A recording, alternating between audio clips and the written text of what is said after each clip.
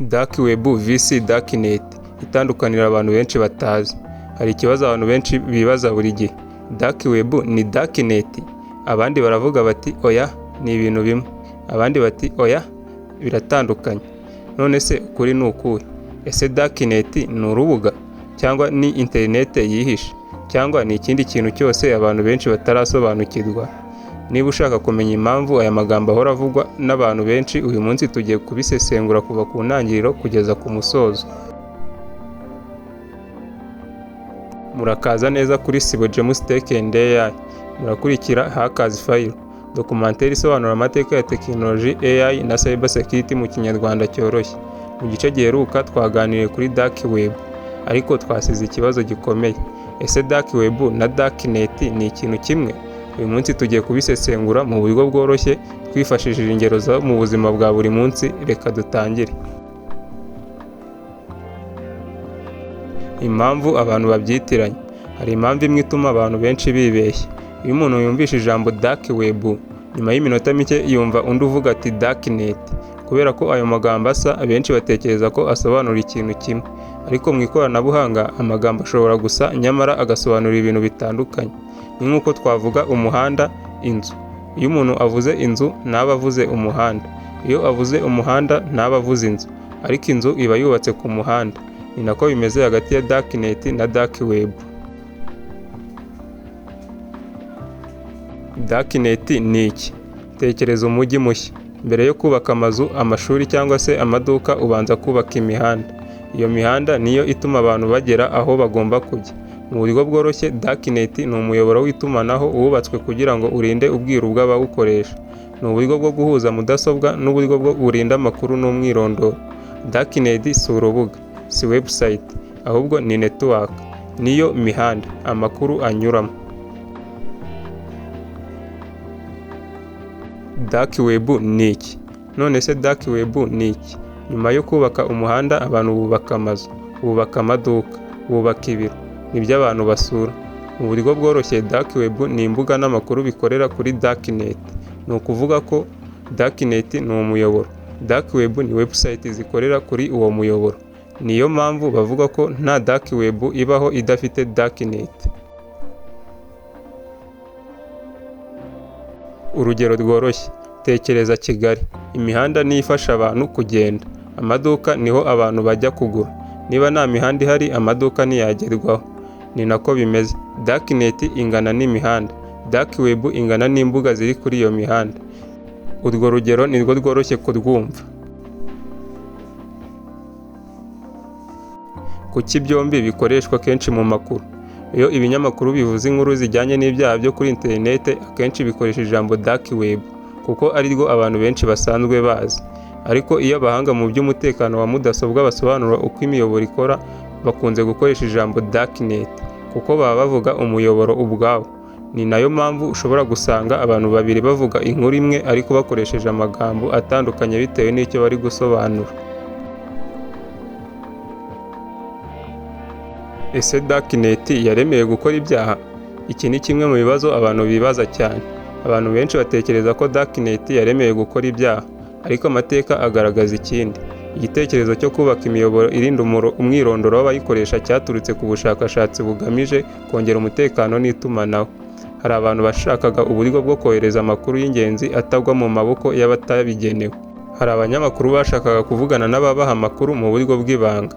Hari n'abantu babaga mu bihugu bifite amategeko akomeye ku gutanga ibitekerezo, bagashaka uburyo bwo kuvuga badatinya. Ibyo ntibivuze ko abantu bose bakoresha iyo miyoboro baba bafite intego imwe. Ikoranabuhanga rimwe rishobora gukoreshwa mu buryo butandukanye. Ikoranabuhanga ntirigira umutima. Reka dufate urugero. Icyuma cyo mu gikoni ushobora kugikoresha uteka ibiryo, undi muntu akagikoresha nabi. Ese icyuma kiba ari cyo kibi? Oya, ni umuntu ugikoresha ugena niba icyakoreshejwe icyiza cyangwa se ikibi. Niko bimeze no kuri darknet. Ntabwo darknet ari mbi, nta nubwo dark web ubwayo ari mbi. Ikibazo kiba ku muntu uyikoresha nicyo agamije gukora. Iri ni isomo rikomeye cyane muri cyber security. Abahanga bavuga ko tugomba gutandukanya ikoranabuhanga n'imyitwarire y'ugikoresha. Kuki abantu bakomeza kubyitiranya? Hari impamvu eshatu z'ingenzi. Icya mbere, mu mafilime menshi amagambo dark web na darknet akoreshwa nk'aho ari kimwe. Icya kabiri, ku mbuga nkoranyambaga abantu benshi basangira amakuru batabanje kugenzura niba ari ukuri. Icya gatatu, amakuru menshi ashyirwa hanze yandika dark web kuko ariryo jambo rimenyerewe cyane kurusha darknet. Niyo mpamvu iyo umuntu atagize amahirwe yo kwiga iby'ikoranabuhanga mu buryo bwimbitse ashobora gukomeza kubyitiranya. Ni irihe somo twakwigira aha? Iyo twize ikoranabuhanga ntitugomba kwemera ibintu byose twumva. Tugomba kubanza kubaza, tugomba gukora ubushakashatsi, tugomba kureba niba amakuru afite gihamya. Ni nayo mpamvu abahanga bavuga ko ubumenyi nyabwo butangirira ku kubaza ibibazo. Iyo umuntu amenya itandukaniro riri hagati ya dark web na darknet aba atangiye kumenya gusobanukirwa uko internet yubatswe. Kandi uko umuntu arushaho gusobanukirwa ikoranabuhanga ni nako arushaho kwirinda amakuru y'ibihuha. Ukuri guhora kuruta ibihuha. Muri iki gihe video nyinshi ziri kuri internet zikoresha imitwe itangaje kugira ngo zikurure abantu. Hari izivuga ko dark web ari ahantu hadasanzwe hihisha amabanga yose ku isi. Hari n'izivuga ko umuntu wese ayikoresha aba ari umugizi wa nabi.